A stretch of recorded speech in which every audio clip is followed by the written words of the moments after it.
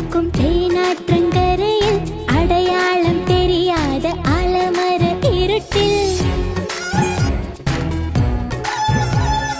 இருள் கூட அறியாத இன்பங்களின் முகட்டில் இரு பேரும் கைதானும் முத்தங்களின் திருட்டில் வருடித் தந்தாய் மனதை திருடிக் கொண்டாய் வயதை அது கிளையோடு வேர்களும் பூத்த கதை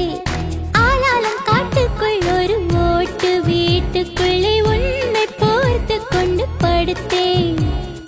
பாலாற்றில் நீராடும் போது துவட்ட துண்டு இல்லை கூந்தல் கொண்டு உன்னை துடைத்தேன்